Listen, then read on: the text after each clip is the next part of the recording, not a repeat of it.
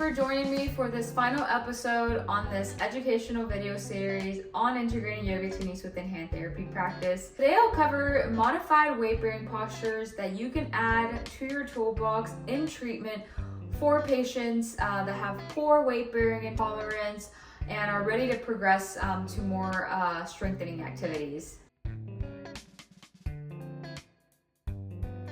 So in the last episode, I provided a case study involving a 38-year-old female who presents for therapy with pain, weakness, and soreness in her bilateral upper extremities following overuse with childcare and paralegal work. This patient now has pain-free active range of motion and is now ready to progress to functional strength activities.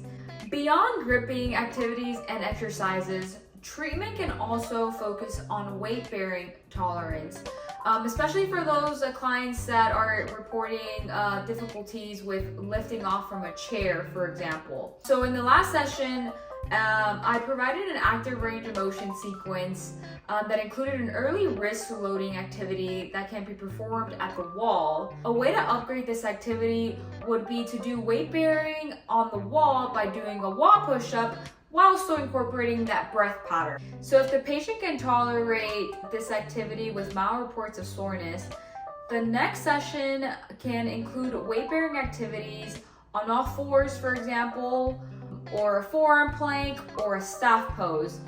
I will now demonstrate some yoga postures that you can add to your toolbox. Okay, so similar to the last sequence I provided, I'm starting in mountain pose, engaging my core. Now inhale, upward salute.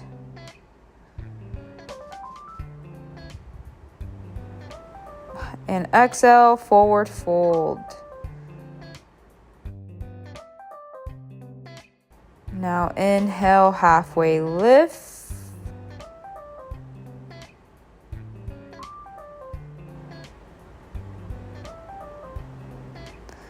Exhale, forward fold.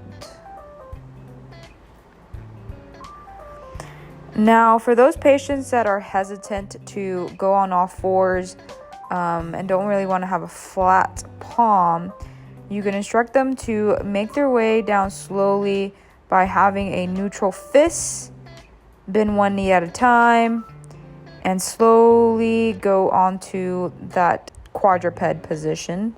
And if they feel comfortable to have a flat palm, they can transition then once they're in a tabletop pose. All right, so the first posture is a cat-cow position.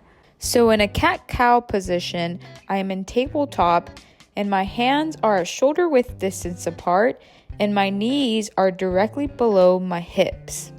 So I first will go into a cow pose. And this is where I'm going to be lifting my head and tailbone towards the sky,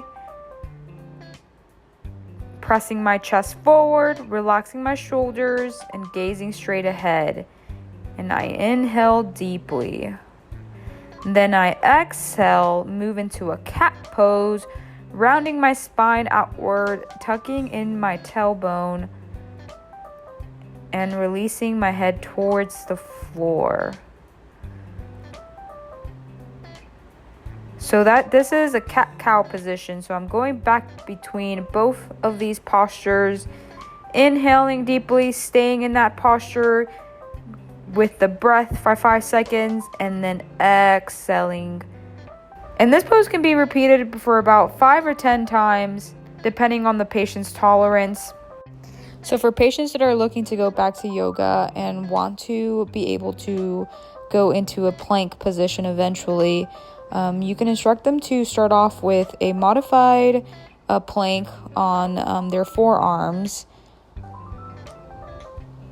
So they're going to lower onto their forearms, one arm at a time, and place palms down or make a fist, and make sure that their elbows are directly under their shoulders, and providing cueing for core engagement throughout this process. All right, so another good posture for partial weight bearing is a staff pose. And this is where you sit comfortably with your legs stretched out in front of you with your feet at hip width distance apart, and you place your hands on the floor, pressing against the mat. So that's where you're getting a little bit of that weight bear. And here I'm engaging my core. I slide my shoulder blades back, so I'm retracting my scap and I'm relaxing my shoulders.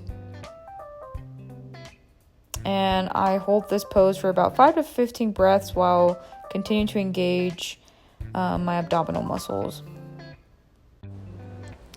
So if a patient's goal is to return to more weight-bearing activities and continues to have good tolerance to modified weight-bearing activities, a regular plank may then be considered. On the other hand, for patients that continue to have poor weight bear intolerance, possibly due to ligament instability or chronic ulnar-sided pain, often seen in conditions such as a TFCC injury or a scapholunate ligament tear, these patients can be instructed to place their wrists in a more neutral position rather than hyperextension by shifting their weight from their wrists towards their hips and legs.